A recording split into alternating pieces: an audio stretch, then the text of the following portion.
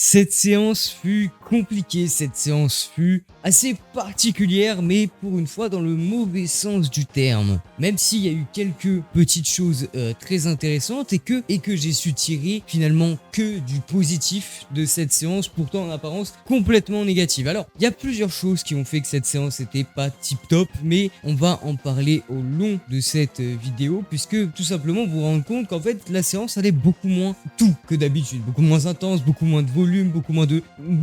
Mais souvenez-vous qu'on est au début du cycle, là, c'est un nouveau cycle, donc avec des nouveaux exercices. Et en premier exercice, on a du coup un nouvel exercice qui sont des Cats and Co. lestés, dos de chat et dos de vache avec du coup une barre, et donc ça permet de travailler les érecteurs du rachis, qui est quelque chose d'assez négligé en vrai par la plupart des pratiquants, et je le fais essentiellement pour, on va dire, la santé de la colonne plus que pour véritablement en perf, même si ça me dérangerait pas d'avoir finalement des énormes érecteurs du rachis comme dos, tu vois. Mais donc j'ai fait une seule série de 20 répétitions à 7,5 kg. Vous allez vous rendre compte qu'en fait toute cette séance, finalement, il n'y a eu que des 1 répétition, en tout cas pour les derniers exercices, puisque là, on passe sur les wrist rotation, donc rotation supination vers pronation, et j'ai fait aussi qu'une seule série, puisque j'ai fait une série de 50 répétitions à 8,5 kg, donc en soi, c'est une prise de données un peu en dessous de ce que je suis capable de faire, hein. Mais en fait, j'en avais tellement marre de ma séance que je me suis même plus échauffé. Voilà, donc c'est-à-dire que j'ai fait la série cash, donc forcément, j'ai réappris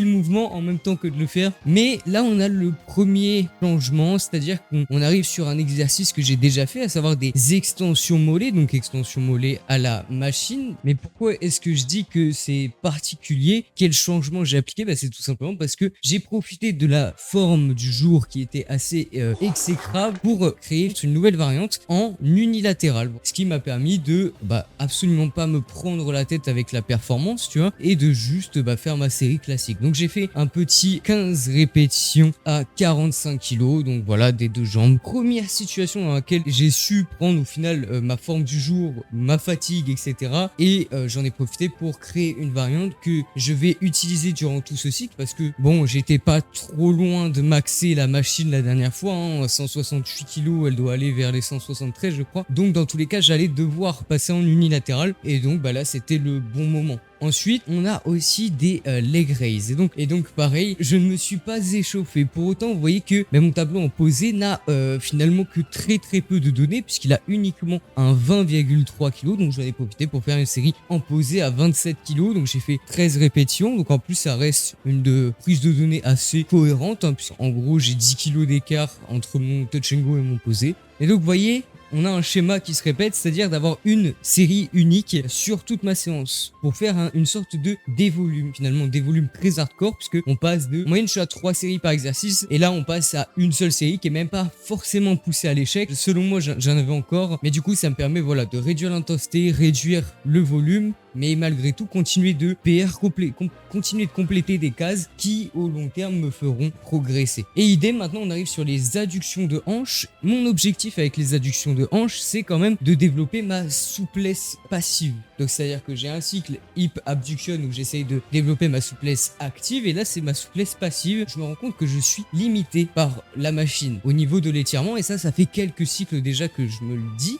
Donc pour compenser ça, je me suis rendu compte qu'en mettant mes pieds vraiment beaucoup plus loin, tu sais, il y a 2 crans en fait où tu peux mettre tes pieds, si jamais j'essaye de mettre mes pieds vraiment le plus loin possible, et ça me permet tout simplement de vraiment avoir une sensation que mon muscle est beaucoup plus étiré, et donc tout simplement j'en ai profité pour commencer à faire une nouvelle variante, c'est-à-dire une variante finalement que je vais appeler étirée, parce que j'ai pas d'autres noms. Mais donc ça me permet de prendre une première donnée dans le tableau assez chill. On a un 27,3 kg x 12. Donc là, vous voyez, en vrai, je ne sais pas du tout est-ce que c'est une bonne perf ou non. Si on regarde mon tableau touch and go, on voit que c'est quand même assez loin, c'est 10 répétitions en dessous. Mais pour autant, vu que la position me semble beaucoup plus étirée et beaucoup plus dure, je me dis que peut-être ça compense. Alors peut-être qu'on va avoir une surprise et que quand je vais refaire l'exercice, finalement, vu que je serai en meilleure forme, je vais peut-être gagner beaucoup de répétitions. Peut-être que c'est un faux PR. Pour autant, ça me permet de découvrir mes premières sensations sur cette nouvelle exécution. et finalement de prendre mes premières marques. Donc c'est pas mauvais non plus, et toujours dans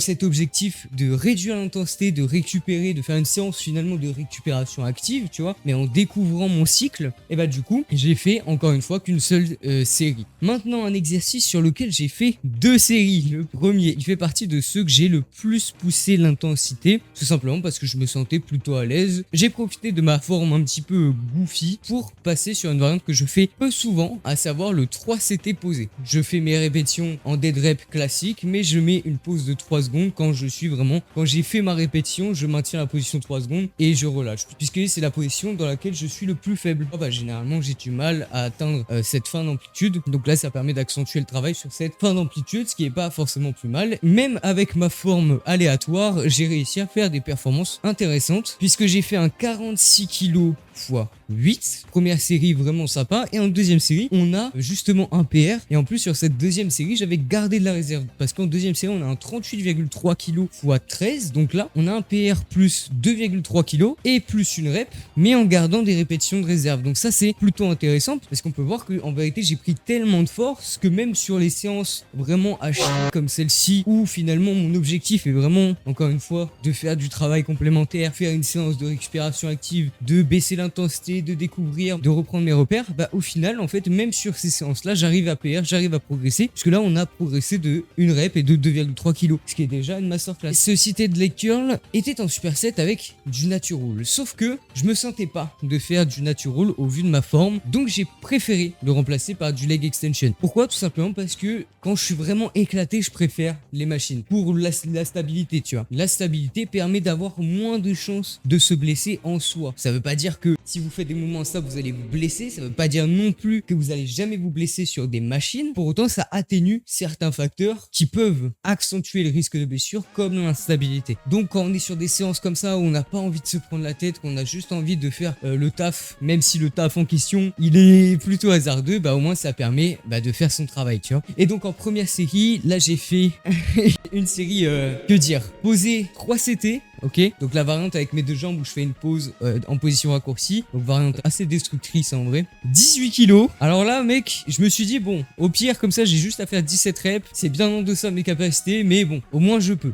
Et au final j'ai quand même poussé un petit peu la série, je suis monté à 27 répétitions, donc, mais je pense que je peux au moins en avoir 10, peut-être 20 de plus si jamais j'étais un peu déter, tu vois. En fait toutes les séries d'ailleurs de la séance, hormis le premier lift, c'est-à-dire le squat, il n'y avait pas de hype. Et puis il n'y avait rien parce qu'en fait je n'arrivais pas à me hyper. Donc j'en ai profité aussi du fait que j'arrivais pas à me hyper pour tout simplement ne pas me hyper et laisser mon corps récupérer davantage. Ne pas surfatiguer on va dire mon corps et vraiment laisser tout récupérer aussi bien d'un point de vue physique qu'un point de vue nerveux, mental, etc. Et donc en fait ça me fait un faux déload. Pourquoi? Parce qu'en vérité je perds, je fais des nouveaux records. Donc on peut pas dire que c'est un déload puisque un déload tu réduis les charges volontairement pour ne pas perdre, pour ne pas être proche de tes max, sauf que moi je fais des records, tu vois, donc même mes déloads sont rentables. Donc ça c'est la stratégie des faux déloads et ça permet d'un peu souffler, surtout que moi ça fait quand même pas mal de temps donc je m'entraîne à l'échec en continu, donc ça fait pas plus de mal que ça d'avoir une séance un peu plus chill, un peu plus light, ce qui va me permettre au final de dégager un petit peu de fatigue pour pourquoi pas beaucoup plus performer sur ma prochaine séance lower. En deuxième série j'ai fait un max hold haut pour la simple et bonne raison que ça c'est vraiment très peu taxant et que finalement j'avais plus trop de problèmes en position raccourcie, donc je me suis dit autant la maxer, puisque je sais pas si vous vous souvenez mais pendant mon cycle juste avant j'avais quand même il y avait des petits bugs des fois sur ma position raccourcie, j'avais des gênes machin. Là c'est parti, donc j'en ai profité pour faire un max hold haut et pareil assez chill, pas du tout à l'échec, mais j'ai mis 22,6 kg et j'ai tenu 65 secondes. Tenir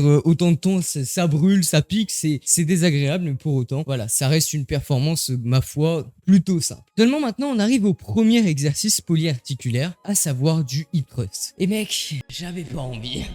Je venais de faire le squat et il m'avait vraiment détruit le peu d'énergie qui me restait, mais pour autant j'ai fait le travail. Alors j'ai fait le travail d'une manière assez particulière, hein. J'ai fait une première série vraiment chill en 3CT posé et j'ai fait un 100 kg x 10, donc une perf ridicule. On s'accorde pour dire bon c'est du 3CT posé, mais je pense que j'ai au moins le double, je pense que j'ai au moins 20 reps en 3CT posé, posé. Ça permet d'introduire une nouvelle variante en 3CT posé. Je vais pouvoir vous faire une petite miniature prochainement en marquant un truc du style PR plus 100 kilos, tu vois.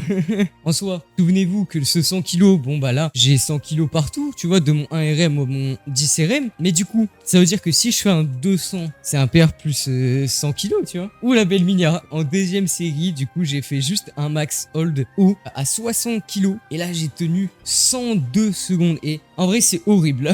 Je pense que j'aurais pu tenir un peu plus avec une meilleure forme du jour, mais c'est pas non plus extraordinaire, quoi. Parce que vraiment, c'était... Là, je me suis poussé un peu plus parce que je me suis dit, bon, faut quand même travailler, tu vois. Mais maintenant, on arrive au squat, low bar et surtout, c'est le lift sur lequel je me suis rendu compte que finalement, j'étais vraiment pas en état de faire ma séance. Pendant mes warm-up, déjà, ça bougeait bien, mais je sais pas, déjà, je reprenais mes marques. Bon, ça, j'ai envie de vous dire, c'est un peu déstabilisant au début, mais tu fais deux séries de...